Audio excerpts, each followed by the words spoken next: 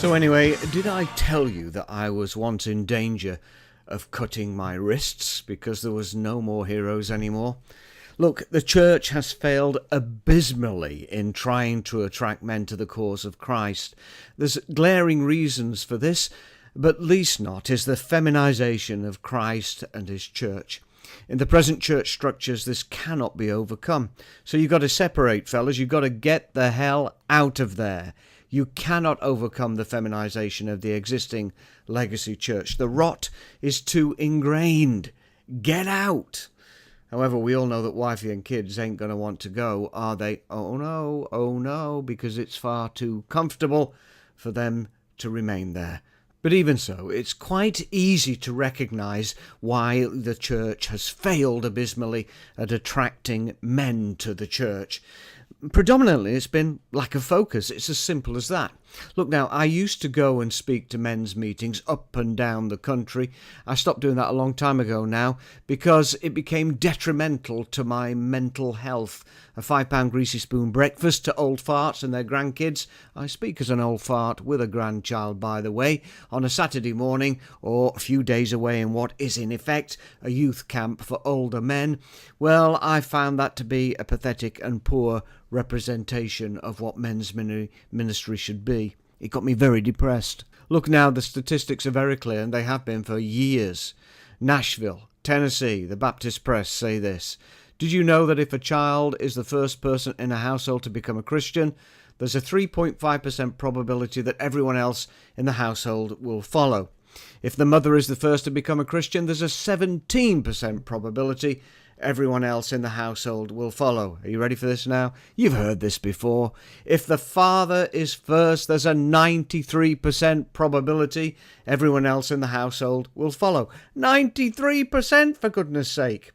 Listen to what another set of statistics, or the conclusion to some statistics, says. In short, if a father does not go to church, no matter how faithful his wife's devotions, only one child in 50 will become a regular worshipper.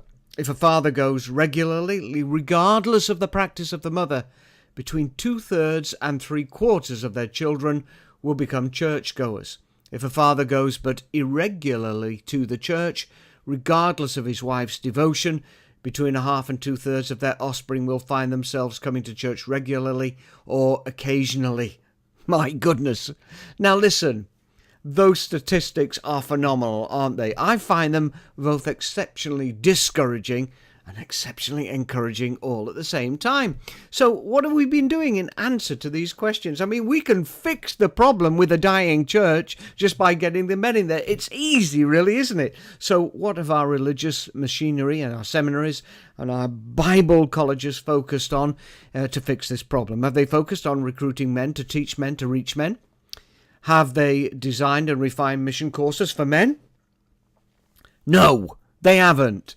And what about our churches? Who are they recruiting? Is it ministers to men? Is it evangelists to men? Is it directors of men's ministries? No, it's mostly effeminate pastors, strong women, and spotty goateed worship leaders and hipster youth leaders. Check out the church recruitment ads.